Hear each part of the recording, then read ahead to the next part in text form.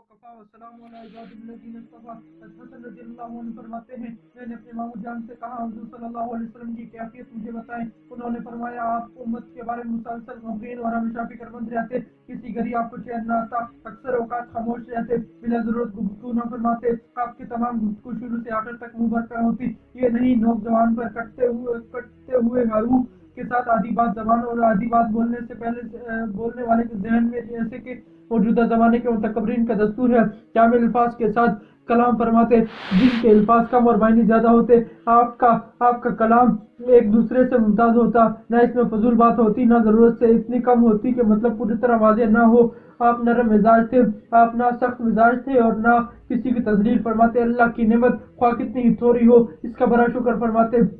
نہ اس کی کوئی کسی طرح مذمت فرماتے اور نہ اس کی تعریف فرماتے۔ مذمت نہ فرمانا تو ظاہر ہے حق تعالی شانہ کی نعمت ہے، زیادہ تعریف نہ فرمانا اس لیے تھا کہ اس کے حروف کا شبہ ہو، اس کا حرف کا شبہ ہوتا ہے۔ جب کوئی حق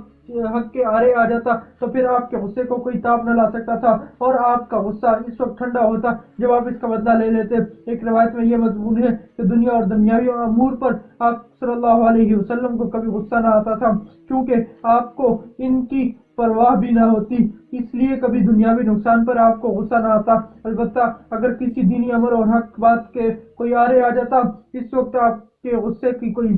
شخص تاب نہ لا سکتا تھا، اور کوئی اس کو روک بھی نہ سکتا تھا، یہاں تک کہ آپ اس کا بدلہ لے لیں، یا آپ اپنی ذات کے لیے نہ کبھی کسی سے ناراض ہوتے اور نہ انتقام لیتے تھے۔ جب کسی کی جانب اشارہ فرماتے تو پورے ہاتھ سے اشارہ فرماتے کہ انگلیوں سے اشارہ متوازی کے خلاف، اور یا آپ کی انگلی سے اشارہ توحید کی طرف اشارہ کرنے کے ساتھ مخصوص